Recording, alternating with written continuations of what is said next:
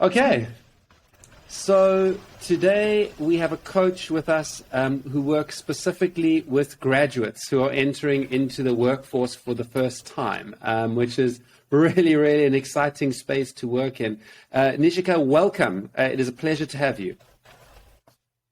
Thank you, Dave. It's my pleasure to be on your podcast. Wonderful. Well, we look forward to learning from you because this is a space that is true and close to many, many coaches' hearts. And that's the young graduates, right? The new starters in corporate life or any kind of role, really. And I wonder, when you're working with these new starters, what comes up in your sessions with them, specifically around coaching? I find at the beginning of an engagement with graduates, the process is slightly longer than with an experienced employee. In many respects, they need context. For them, the entire corporate world is new. And they need that context as to, okay, so what's this thing coaching all about? How is it like mentoring, or is it different from mentoring? How is it like training? So I've got to provide some context and some background so that they are clear on the relationship that we're getting into. And so that's really, I find the first session, I've got to spend a significant amount of time on that one. I get it. And I mean, I guess that makes sense because for many of these young graduates, they've never had coaching before and they have no idea what it is. So providing the context is key. Now, you've done it a lot. So I'm interested if you could actually go into a little bit of an explanation of how do you do that? What are the ways that you give context around coaching? So I find you can explain the three concepts, and you could give a great explanation, but it doesn't stick, or it doesn't truly elaborate what it's about. So I have my bicycle analogy, and if you will allow me, I'd share it with you. Please. Yes. So Dave, I'm going to use an analogy to explain the difference. And it's like riding a bike or wanting to buy a new bike. If you get a consultant in to buy a new bike, your consultant will research everything in the industry. He'll look at best practices. He'll look at different suppliers, and he'll come up with a really nice document with a proposal on all the information that he's gathered, and he'll give you the best practice recommendation of the type of bike to buy for a first-time cycler. Okay? And so that's what a consultant will do. If you go to a mentor, your mentor will sit you down and tell you, the first time I rode a bike, I had a rally, whatever, and I started riding, going downhill. So he'll give you his experience of riding that bike. And if you go to a coach and say, okay, I wanna buy a new bike and I want to learn how to ride a bike, the coach will say, okay, so here are some bikes. Which one would you like to try? And you pick one. And then when you're riding the bike, the coach will walk with you as you ride the bike. He'll walk beside you, and when you fall, he'll say, okay, we've fallen. Okay, what do you want to do next? And so that's my explanation. So what a lovely explanation. That's my explanation. I love it. And it kind of works. And of course. I mean, people think in pictures, and hopefully many people have gone through the experience of learning to ride a bike anyway, so they can relate. But now I'm wondering, you take them through this a little bit of a story or a visual explanation, which helps it stick.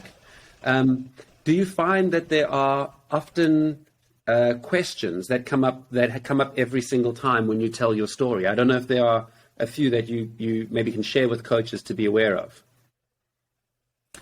So the analogy tends to stick because they kind of get it. The consultant will tell me what to do in best practice. The mentor will give you his experience, and the coach, will be there while you make it work or fail, and help you through that process. What does come out though when I go on to explain and talk about confidentiality is they kind of step back and go, okay, so how is this different from therapy? And so the therapy question tends to come up. So, yeah. Okay. And how would you answer that? I'm just interested. When they say, how is that different to therapy? What is your general response? Again, I try to keep it very simple. And I tell them that in therapy, we're always or generally looking at things that are past focused, things that have happened and have affected you. So it's past focused. And coaching is focusing on the present and is future focused. And we work with the present and future and enabling performance and your growth. And they tend to get that. Yeah. Yeah. Okay. Fantastic. And now I've got one last question. I always like to wrap this up whenever we look at a new skill, which you've already given us some great stuff. That example of the bicycle and how to really make it real for a person who's never had coaching before, those graduates in your program is key. I'm wondering, Coach, if I am going to go and work with graduates, and you do a lot of that work, what is something that I maybe just need to be highly aware of as a coach when working with these young new starters who maybe haven't had coaching before? Okay. And definitely the one thing that happens is that even though you've done the explanation and they conceptually get the difference between the four concepts, you actually have to be patient in subsequent sessions because it's so easy to slip into a mentorship mode because they're looking for guidance. And in some respects, they're looking for some sort of framework that they can use in the corporate world.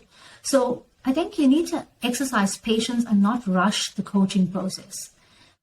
Create that space because they do have their own ideas, but you really need to get comfortable with the quiet and probing. And so I use a lot of tell me more. And I wait. And they often will say, I don't know if there's more. And I go, but let's just take some space. Tell me more. And so I think that level of patience needs to be there because they will also push you to give them advice.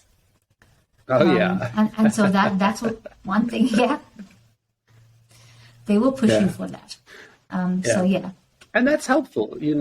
I mean, I guess at the end of the day, the truth is that there is always place for mentorship. And I guess if coaches, we notice that this person is looking for mentorship, we say, I notice you're looking for a lot of input and advice. Who may you go and get that from, right? And how would you pick?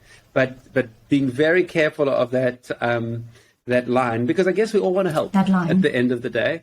And does it really serve the client at the end of the day? Thank you, Coach, for sharing with us.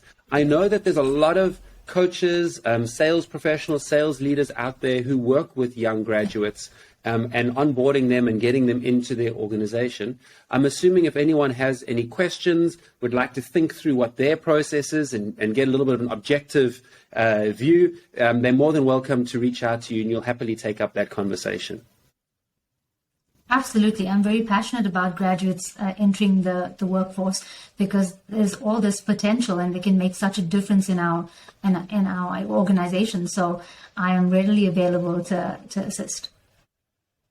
Wonderful. Well, thank you. And we will definitely have you back again soon.